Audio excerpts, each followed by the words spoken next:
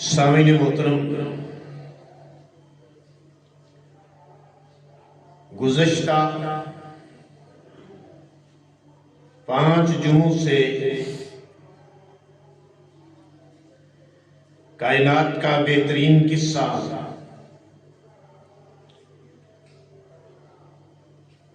قرآن کے اندر جو سورہ یوسف کے عنوان سے معنون ہے، جسے عرف عام میں قصہ یوسف زلیخا کہا جاتا ہے، جس کو اللہ نے احسن القصص کے الفاظ سے بیان کیا ہے، یعنی کائنات کا بہترین قصہ وہ ہمارے پیش نظر ہے۔ گزشتہ سے پیوستہ کہ جب زلیخا نے یہ سنا کہ شہر بھر کی عورتوں میں میری محبت کے، میرے عشق کے چرچے ہو گئے ہیں، اور امیر زادیاں مجھے تانے مار رہی ہے کہ دیکھو یہ کیسی بادشاہ زادی ہے، کیسی وزیر زادی ہے کہ جو اپنے غلام پہ عاشق ہو گئی ہے، تراود فتاها عن نفسی قد شغفها حبا، کہ اس کے دل میں اس کی محبت یعنی یوسف علیہ السلام کی محبت گھر کر گئی ہے۔ تو جب زلیخا نے یہ صورتحال سنی کہ میری تو شہر بھر میں بدنامی ہو رہی ہے، اور عورتیں جن کی زبان پر میرے اور یوسف کے قصے ہیں، کیوں نہ ہو کہ میں ان کو پریکٹیکلی ثابت کروں کہ میں جس پر فریفتہ ہوں، جس پہ قربان ہوں، جس کے سامنے دل ہار چکی ہوں، وہ کوئی عام انسان نہیں ہے، بہت حسین و جمیل ہے، ذرا یوسف کا جلوہ میں ان کو بھی دکھاؤں۔ چنانچہ اس نے شہر بھر کی عورتوں کی، امیر زادیوں کی، وزیر زادیوں کی، شہزادیوں کی دعوت کی، اور بڑی پرتکلف دعوت تھی۔ ہر قسم کے کھانے کا انتظام کیا،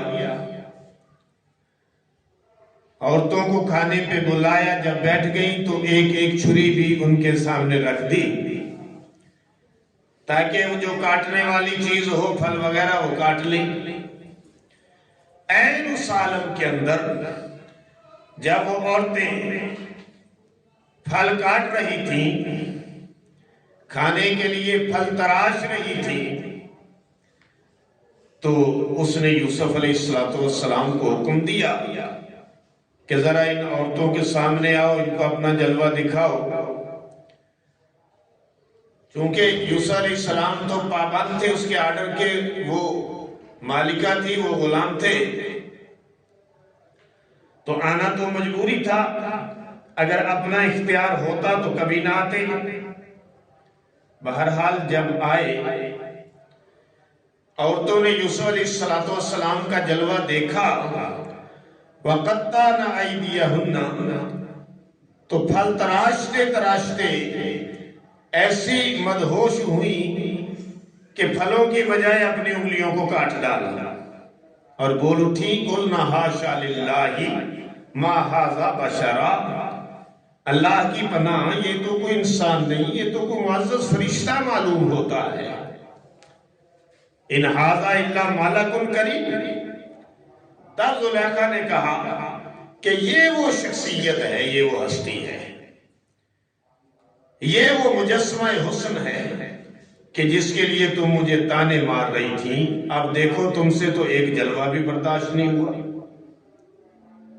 اور یہ بھی اس بات کا بھی اظہار کیا کہ میں اسے اپنی طرف مائل کرنا چاہتی ہوں، لیکن تاحال یہ بچا ہوا ہے، اور اگر اس نے وہ کام نہ کیا جس کی طرف میں اسے بلا رہی ہوں تو پھر جو ہے وہ ضرور اسے جیل میں جانا ہوگا اور پھر یہ رسوا بھی ہوگا۔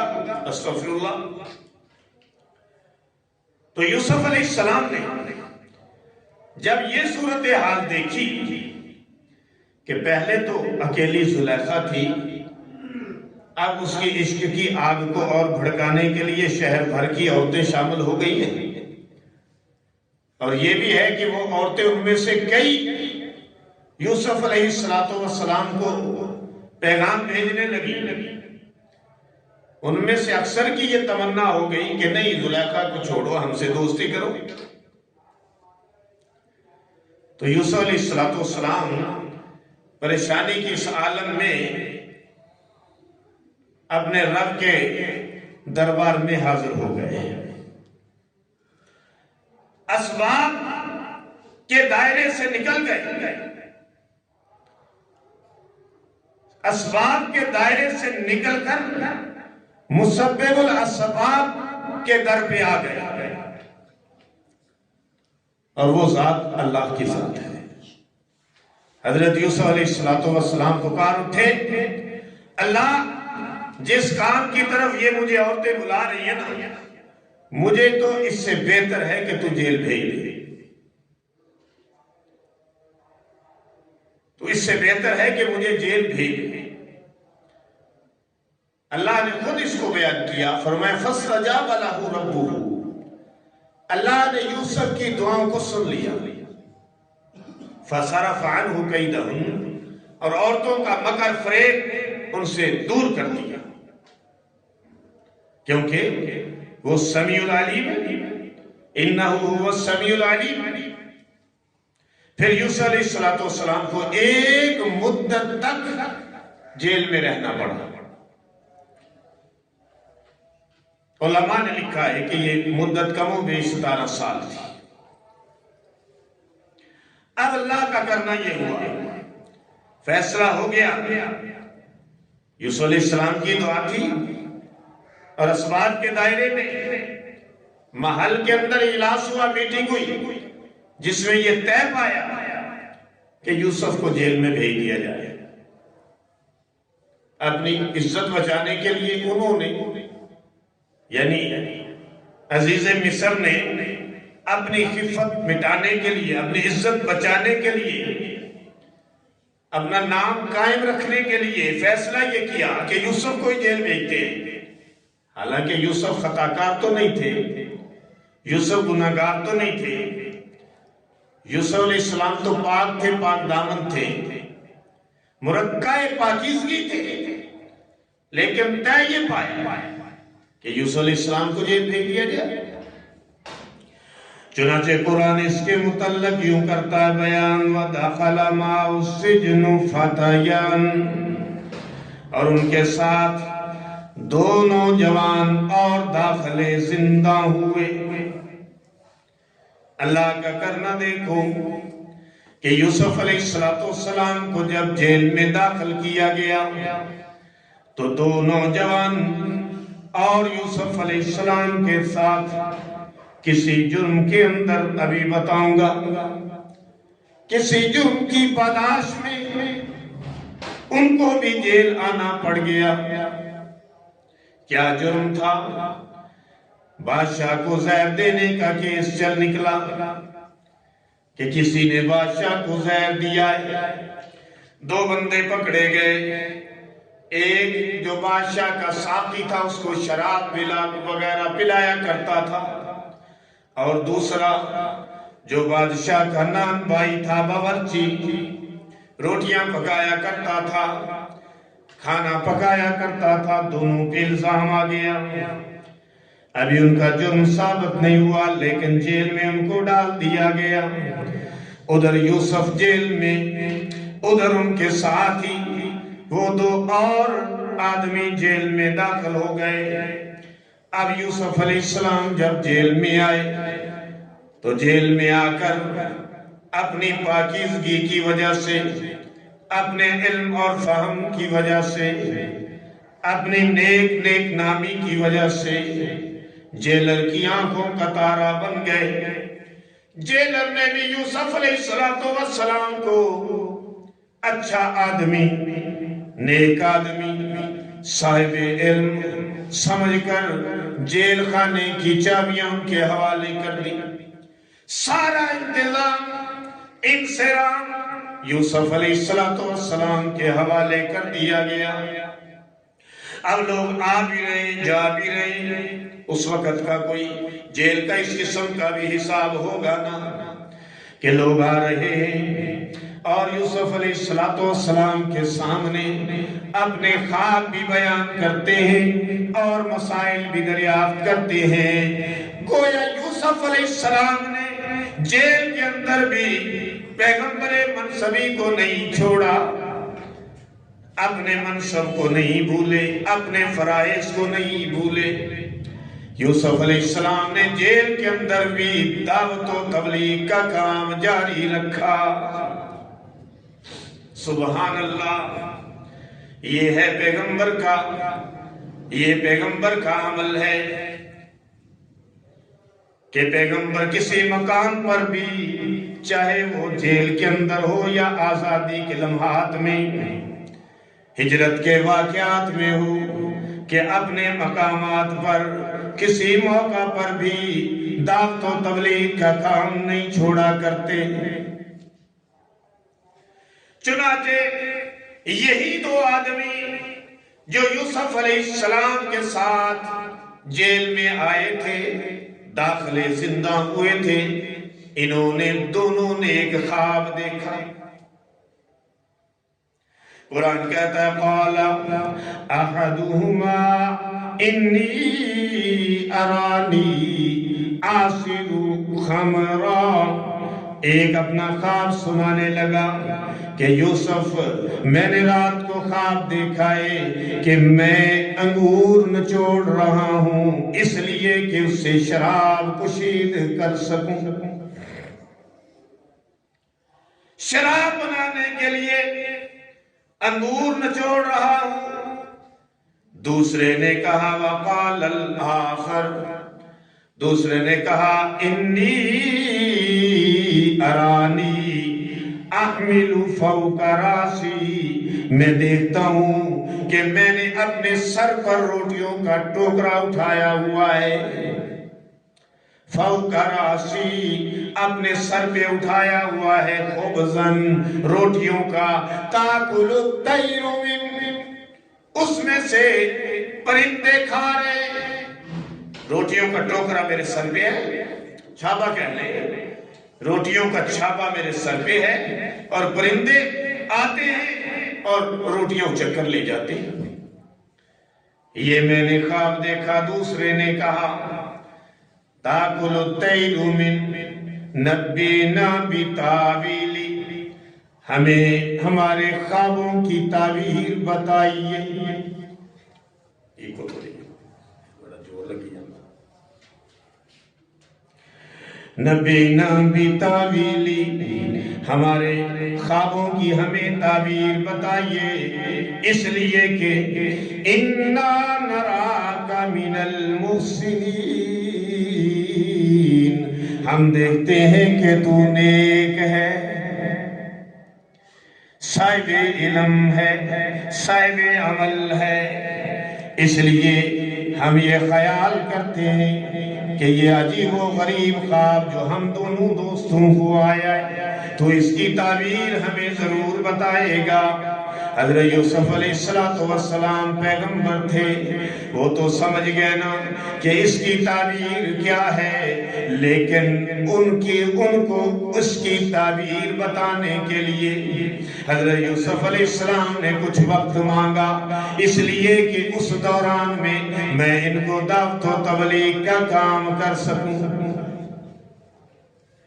فرمایا دیکھو بھائی، لا یاتکما طعام، تمہارا کھانا جو تمہیں دیا جاتا ہے وہ تم تک ابھی نہیں پہنچ پائے گا کہ میں تمہیں تمہارے خواب کی تعبیر سے آگاہ کر دوں گا۔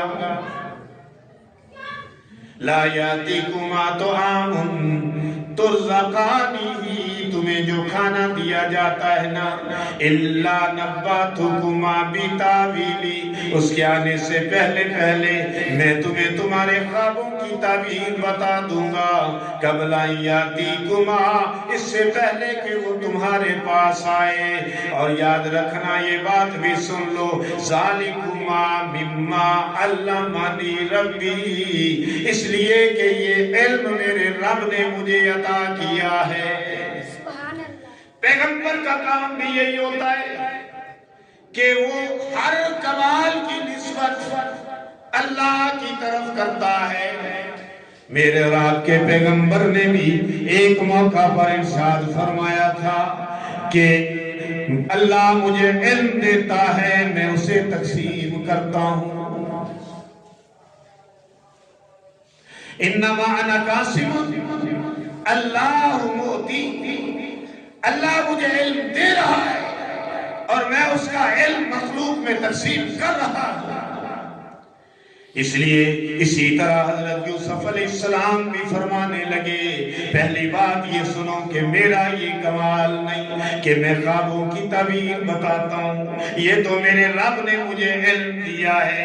ذالکما مما علمنی ربی انی ترکت ملت قوم لا یؤمنون باللہ وہم بالآخرۃ ہم کافرون۔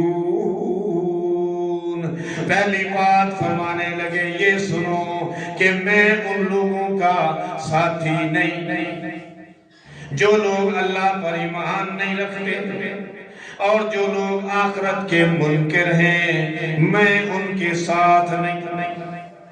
میرا مذہب اپنا، ان کا مذہب اپنا، لیکن میں نے ایسے لوگوں کا مذہب نہیں اختیار کیا، بلکہ میں نے تو ان کا مذہب اختیار کیا جو اللہ کی وحی کے حامل پیغمبر ہیں۔ فرمایا واتبعت، میں تو اتباع کرتا ہوں، ملت آبائی، اپنے آبا کی ملت، ابراہیم کی، و اسحاق اور اسحاق کی، و یعقوب اور یعقوب علیہ السلام کی، ما کان لنا ان نشرک باللہ من شیء۔ فرمانے لگے عباس سنو، ہمارے لیے یہ بات جائز نہیں کہ ہم کسی چیز کو بھی خدا کا شریک بنائیں۔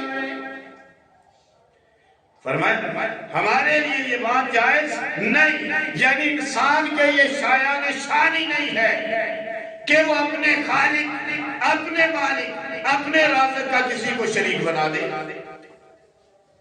اس کی عبادت میں کسی کو شریک کرے، سجدوں میں کسی کو شریک کرے، جائز نہیں ہے۔ طواف اس کے گھر کا ہے، قبروں کا طواف کرے، جائز نہیں ہے۔ اس کے ساتھ کسی اور کو پکارے، جائز نہیں ہے۔ پکار صرف اسی کے لیے، عبادت صرف اسی کے لیے، سجدے صرف اسی کے لیے، وہی حاجت روا، وہی مشکل کشا، وہی بچیاں دینے والا، وہی بچے دینے والا، وہی دور و نزدیک سے سننے والا، وہی مظلوموں کی آہ کو سننے والا، وہی اکیلا ساری طاقتوں کا مالک ہے۔ اس کے ساتھ کسی اور کو پکارا جائے، اس کا کسی کو شریک بنایا جائے، یہ ہمارے لیے جائز نہیں۔ یہ کون کہہ رہے ہیں؟ حضرت یوسف۔ کہاں تقریر کر رہے ہیں؟ جیل کے اندر۔ جیل خانے میں خواب کی تعبیر بتانے سے پہلے ان کو تبلیغ کر دیا۔ پھر فرماتے ہیں اپنے بیان کو جاری رکھتے ہوئے ذالک من فضل اللہ علینا، یہ اللہ کا ہم پہ فضل ہے، ولیکن اکثر الناس لا یشکرون، اللہ کا فضل ہم پہ ہے لیکن اکثر لوگ اس کا شکر نہیں کرتے، اس کے ساتھ مخلوقات کو شریک بنانے لگ جاتے ہیں، اس کی عبادت نہیں کرتے، مخلوق کی عبادت پہ لگ جاتے ہیں۔ اللہ نے ایک اور مقامات پر سورہ عادیات کے اندر 5 قسمیں جہادی گھوڑوں کی اٹھائی اور آخر میں انسان کی ناشکر گزاری کا شکوہ کیا۔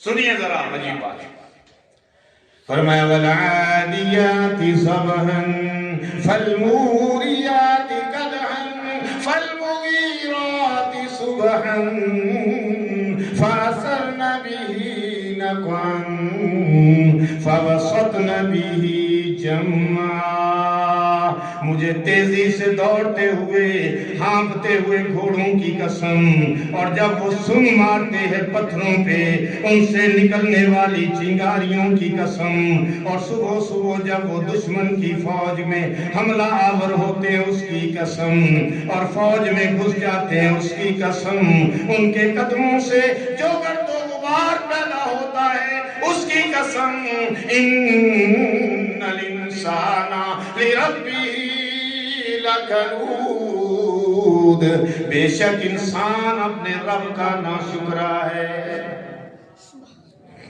اللہ اکبر کبیرہ، استغفر اللہ استغفر اللہ۔ اللہ ہمیں اپنی ناشکری سے بچانا، شکر گزاری کی توفیق عطا فرمانا، کہو آمین۔ کیونکہ شکر گزاری سے نعمتیں بڑھ جاتی ہیں اور ناشکری سے اگلی نعمتیں بھی چھن جاتی ہیں۔ اللہ ہمیں اپنی شکر گزاری کی توفیق عطا فرمانا۔ اور یہی بات حضرت یوسف علیہ السلام اپنے قید خانے کے جیل کے رفیقوں کو سمجھا رہے ہیں، فرماتے ہیں کہ اللہ کا فضل ہے ہم پہ، اس وہی رزق دیتا ہے نا، وہی صحت دینے والا ہے، وہی بچیاں دینے والا، وہی بچے دینے والا، دنیا جہاں کی نعمتیں دینے والا، زندگی دینے والا، جوانی دینے والا، علم دینے والا، فہم دینے والا، ادراک دینے والا وہی ہے، لیکن اکثر لوگ شکر نہیں کرتے۔ اللہ کو یہ تقریر بڑی پسند آئی جو حضرت یوسف علیہ السلام نے جیل کے اندر فرمائی۔ پھر سلسلہ کلام کو جاری رکھتے ہوئے یوسف علیہ السلام فرما رہے ہیں، یا صاحب السجنی، اے میرے جیل خانے کے دوستو، اے میرے جیل خانے کے رفیقو، ارباب متفرقون خیر، کیا بتاؤ کہ جدا جدا آقا، جدا جدا رب بہتر ہیں، جدا جدا رب اچھے ہیں، ام اللہ الواحد القہار، یا ایک واحد قہار اللہ اچھا ہے؟ بتاؤ مجھے کہ کسی کا رب ادھر بیٹھا ہے، کوئی ادھر بیٹھا ہے، جیسے ہندو ہیں انہوں نے 33 کروڑ خدا بنائے، یہ لکشمی دیوی، یہ دولت کی دیوی، یہ کالی دیوی، یہ مصیبتوں کی دیوی، یہ فلاں، یہ فلاں، یہ مشکل کشا، یہ حاجت روا، اور یہ جناب علی بیماریاں دینے والا، یہ جناب تندرستی دینے والا، یہ جناب فلاں، جناب علی بچیاں دینے والا، یہ بچے دینے والا، یہ بیماریاں دور کرنے والا، یہ تندرستیاں دینے والا۔ جگہ جگہ پہ لوگوں نے خدا بنا رکھے ہیں، فرمایا نا مسلمان کا یہ کام نہیں کہ ان کے کئی خدا ہوں، مسلمان کا کام یہ ہے کہ اس کا ایک ہی خدا ہو. مسلمان کا کام نہیں کہ در در پہ سجدے کرتا پھرے, در در پہ دامن پھیلاتا پھرے. مسلمان کا یہ کام نہیں ہے. مسلمان کا یہ کام نہیں ہے کہ جگہ جگہ دامن پھیلائے. مسلمان کا کام یہ ہے کہ ایک در پہ آئے. اس لیے میرے اور آپ کے نبی نے فرمایا, یہاں تک تعلیم دی کہ اگر تمہاری جوتی کا تسمہ ٹوٹ جائے وہ بھی اللہ سے مانگو, اور اگر تمہیں نعمت چاہیے وہ بھی اللہ سے مانگو. یہ میرے اور آپ کے نبی نے توحید پرستی سکھائی ہے. حضرت یوسف علیہ السلام نے وہی بات کہی ہے. آگے فرماتے ہیں, ما تعبدون من دونہ الا اسماء سمیتموها انتم وآباؤکم ما انزل اللہ بها من سلطان. خدا کو چھوڑ کر جن ہستیوں کو تم پوجتے ہو وہ تو صرف نام ہی نام ہے جو تمہارے باپ دادا نے رکھ لیے ہیں. اللہ نے کوئی سند نہیں اتاری. اللہ نے کوئی سند نہیں. میں کہتا ہوں یہ تو حضرت یوسف کی تقریر ہے. مجھے بتاؤ, میرے پیغمبر کی حدیث اٹھاؤ, میرے پیغمبر پر نازل ہونے والا اللہ کا کلام قرآن اٹھاؤ, کہیں دکھاؤ کہ اللہ نے کسی جگہ پہ یہ کہا ہو کہ میرے ساتھ فلاں ہستی بھی حاجت روا, فلاں ہستی بھی مشکل کشا ہے, میرے سوا کوئی اور دور و نزدیک سے سننے والا ہے, کوئی اور دعاؤں کا محتاج نہیں. کسی جگہ پہ بھی نہ قرآن میں نہ پیغمبر کے فرمان میں ایسی کوئی بات نہیں, بلکہ اس کے خلاف بات ہے کہ پکارنا ہے تو صرف اللہ کو, عبادت کرنی ہے تو صرف اللہ کی, دعا کرنی ہے تو صرف اللہ سے, تسبیح ہے تو صرف اسی کے نام. یہ ہے اللہ کے کلام کے اندر, اور یہ ہے مصطفیٰ علیہ السلام کے فرمان کے اندر. حضرت یوسف علیہ السلام بھی یہی فرما رہے ہیں. فرماتے ہیں کہ یہ تو ان کے باپ دادا نے بس نام ہے جو رکھ لیے ہیں. اللہ نے کوئی دلیل, کوئی سند, کوئی ریفرنس نہیں اتارا. ان الحکم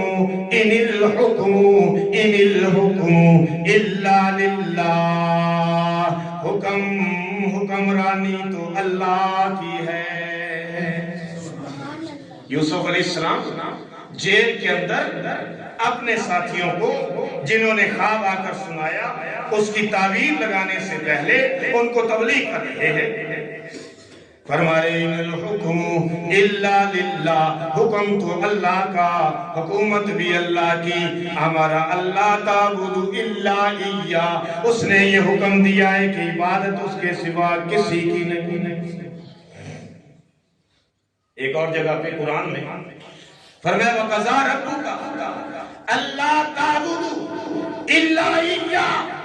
تیرے رب نے یہ فیصلہ کر دیا ہے کہ عبادت اس کے سوا روئے زمین پر کسی کی نہیں ہو سکتی ہے. کسی کی عبادت جائز ہے. اس کے بعد اللہ نے فرمایا اگر کسی کا حق ہے تو وہ یہ ہے وَبِالْوَالِدَيْنِ إِحْسَانًا, والدین کے ساتھ حسن سلوک کرو. عبادت اللہ کی کرو, اطاعت والدین کی کرو. عبادت اللہ کی کرو, اطاعت اولیاء کی کرو. عبادت اللہ کی کرو, اطاعت انبیاء کی کرو. عبادت اللہ کی کرو, اطاعت علماء کی کرو. عبادت اللہ کی کرو, اطاعت فقہاء کی کرو. اطاعت کرنی ہے, اطاعت کرنی ہے علماء کی, اولیاء کی, انبیاء کی. عبادت اللہ کی کرنی ہے, محبت کرنی ہے, اطاعت کرنی ہے, اور عبادت اللہ کی کرنی ہے. یہی بات حضرت یوسف علیہ السلام سمجھا رہے ہیں. فرمایا کہ اللہ نے یہ فیصلہ کر دیا ہے امرا اللہ تعبدوا الا ایاہ. تیرے رب نے یہ فیصلہ کر دیا ہے کہ عبادت اس کے سوا کسی کی نہیں ہوگی. ذالک الدین القیم, یہی پکا دین ہے. ولکن اکثر الناس لا یعلمون, لیکن اکثر لوگ اس بات کو نہیں جانتے. جیڑا درس دیتا ہے، جیڑا اللہ نے سبق سنایا سمجھایا ہے، حضرت یوسف دی تقریر سنا کے فرمایا اکثر لوگ انہاں گلاں تو بے خبر نے، اکثر لوگ نہیں جانتے. ان کا مطلب اکثریت جہالت ہے. رب فرما رہے ہیں کہ اکثریت لوگوں کی جہالت میں ڈوبی ہوئی ہے اور ان کے عقائد جاہلانہ ہے، جہالت پر مبنی. پھر ان کی تعبیر بتائی یوسف علیہ السلام نے. میں بھی اینڈ پہ آپ کو تعبیر بتا دوں. یا صاحب السجنی، اے میرے جیل خانے کے رفیقو، او مائی فرینڈز آف جیل، اما احدکما فیسقی ربہ خمرا، تم میں سے ایک جس نے کہا کہ میں انگور نچوڑ رہا ہوں نا شراب بنانے کے لیے، وہ جناب علی اپنے آقا کو شراب پلانے پہ مامور ہو جائے گا، یعنی ساقی بن جائے گا، یعنی اپنے عہدے پہ بحال ہو جائے گا. وَأَمَّا الْآخَرُ، اور دوسرا جو ہے فَيُسْلَبُ، اس کو سولی دے دی جائے گی. فَتَأْكُلُ الطَّيْرُ مِنْ رَأْسِهِ، اس کے سر کو پرندے نوچ نوچ کے کھائیں گے. خواب اس کو یہ آیا تھا نا کہ میرے سر پہ روٹیوں کا ٹوکرا ہے اور جناب میں اسے اٹھا کے جا رہا ہوں اور پرندے جو ہے وہ روٹیوں کو کھا رہے ہیں.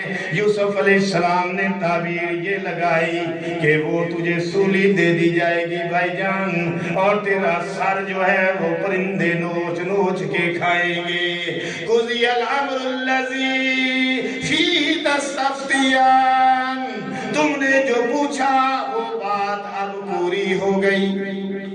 پیغمبر تھے نا، ہم نہیں یہ کہہ سکتے. فرمایا تم نے جو پوچھا تھا وہ امر پورا ہو چکا، لہذا ایسے ہی ہوگا جیسے میں نے تعبیر لگائی. اب اس موقع پہ یہ سن لو، تمہیں کہتا ہوں کہ دیکھو، خواب عام بندے کو نہیں سنانا، خواب جاہل کو نہیں سنانا، خواب دشمن کو نہیں سنانا، خواب حاسد جو تمہارے ساتھ حسد کرے اس کو نہیں سنانا، خواب صاحب علم کو سنانا، خواب جو تمہارے ساتھ ہمدردی رکھے اس کو سنانا، خواب اللہ والے کو سنانا. پھر وہ اس کی تعبیر لگائے گا، کیونکہ جب تعبیر لگ جاتی ہے تو 99% پوری ہو جاتی ہے. سمجھئے؟ ہر بندے کا کام نہیں کہ تعبیر لگائے، اور نہ اپنے خواب کی خود بھی جلدی سے تعبیر نہ لگا دیا کرو. آپ جلدی سے اٹھتے ہیں، اماں کو سناتے ہیں، ابا جلدی سے تعبیر لگا دیتے ہیں. نہیں، تعبیر جلدی نہیں لگانی چاہیے، کسی صاحب علم سے ڈسکس کر لینی چاہیے. اگر کوئی خاص قسم کا خواب آیا، ایک روٹین میں عام خواب ہوتے اس خیر ہے.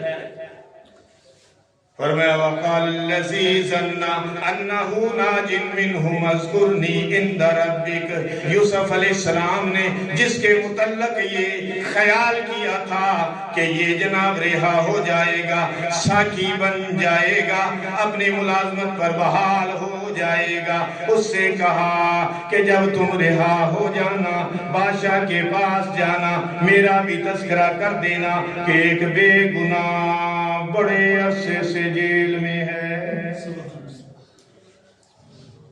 اب مانگ کے تو اللہ سے دعائے تھے، دعا تو اللہ سے مانگی تھی، یا اللہ مجھے جیل بھیج دے، لیکن اب اس کے سامنے تذکرہ کر رہے. شاید اسباب کے باب میں ہمیں یہ بھی سمجھایا ہو، یہ میرا اقتدان کہتا ہے، ہمیں یہ سمجھایا ہو کہ دیکھو دنیا کے نظام اسباب سے چلتے ہیں، لہذا سبب اختیار کرنا توکل کے خلاف نہیں. ہم یہاں یہ نہیں کہہ سکتے کہ یوسف علیہ السلام نے توکل نہیں کیا. نہیں، توکل موجود تھا اسباب کے دائرے میں، انہوں نے بائی دا وے یہ کہہ دیا. پتہ ان کو تھا کہ میں اسی وقت نکلوں گا جب اللہ چاہے گا. اور بھی اس کی بڑی تفصیلیں ہیں لیکن یہ وقت نہیں ہے، میں مختصر آپ کے سامنے ایک بات رکھوں گا. وَاذْكُرْنِي عِنْدَ رَبِّكَ، اور میں اپنے آقا سے اپنے بادشاہ سے میرا تذکرہ بھی کرنا، لیکن فَأَنْسَاهُ الشَّيْطَانُ، اللہ فرماتے ہیں اس کو شیطان نے بھلا دیا۔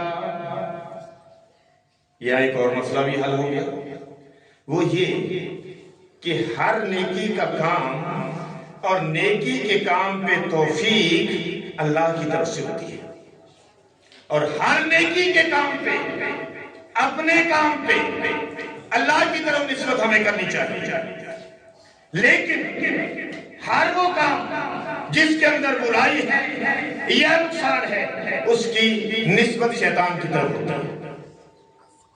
کہ اللہ یہ فرما رہے فَأَنْسَاهُ الشَّيْطَانِ، یہ نہیں کہا کہ میں نے بلایا، اس کو شیطان نے بلا دیا۔ اور یہ بھی پتا چلا کہ شیطان بھی ہمارے ساتھ ساتھ ہے، اور اچھے کام فرشتوں کی طرف سے، اللہ کی طرف سے ہوتے ہیں، اس کے لیے ڈیوٹی فرشتوں کی ہوتی ہے، اور جو دوسرے کام ہیں نیگیٹو عمل جو ہے وہ اس کے جناب پیچھے شیطان کا عمل ہو رہا ہے۔ لہذا جو شیطان کا انکار کرتے ہیں پرویزی وغیرہ کہ یہ شیطان وغیرہ کوئی نہیں، یہ کوئی نہیں، وہ کوئی نہیں، وہ ایک آیت سن لیں، سورہ یوسف کی آیت دیکھ لیں، آیت نمبر 42 کہ اللہ فرما رہے فَأَنْسَاهُ الشَّيْطَانِ، شیطان نے اسے بلا دیا ذکر ربہ، کہ وہ اپنے رب سے یعنی اپنے آقا سے، اپنے بادشاہ سے اس کا تذکرہ کرے۔ اور جب وہ بھول گیا فَلَبِثَ فِي السِّجْنِ بِضْعَ سِنِينَ، تو اللہ فرماتے ہیں کہ پھر کئی سال، ایک عرصہ تک، یوں اس کی تعبیر کر لیتے ہیں کہ ایک عرصہ تک یوسف علیہ السلام قید میں رہے۔ اب یوسف علیہ السلام کو قید و بند کی صحبتیں اٹھانی پڑی، لیکن جیسے میں نے پہلے عرض کیا کہ پیغمبر چاہے اپنے گھر میں ہے، چاہے دوسرے شہر میں ہے، چاہے وادی میں ہے، چاہے پہاڑ پر ہے، چاہے جو ہے وہ جو اپنے تبلیغی مساعی میں ہے، چاہے وہ قید و بند کی صحبتوں میں ہے، اپنا کام نہیں بھولتا۔ یوسف علیہ السلام بھی اپنا کام نہیں بھولے، جیل خانے کے اندر بھی اللہ کا کام کرتے رہے، دعوت و توحید کا فریضہ سر انجام دیتے رہے، جس کی تقریر ساری جو یوسف علیہ السلام کی تقریر تھی میں نے آپ کو اس سبق کے اندر سنائی ہے۔ اللہ پاک مجھے آپ کو عمل کی توفیق عطا فرمائے۔ اگلی تقریر میں اب وہ شخص جو ہے وہ چلا گیا، ادھر بھول گیا، لیکن بڑا عرصہ گزر گیا تو بادشاہ کو ایک خواب آ گیا عجیب و غریب، اور سارے وزیر مشیر علماء سارے اکٹھے کر لیے، لیکن کوئی اس کی تعبیر لگانے کے قابل نہ ہوا۔ تو پھر اس کو یاد آیا کہ وہ تو جیل کے اندر ایک بندہ پڑا ہوا بڑا نیک آدمی ہے، اس سے جا کے میں تعبیر پوچھتا ہوں، اپنے بات سے اجازت لی، وہ کیا خواب تھا اور کس طرح تھا، کیا معاملہ ہوا، وہ اگلے سبق کے اندر، اگلے درس کے اندر اللہ پاک مجھے آپ کو عمل کی توفیق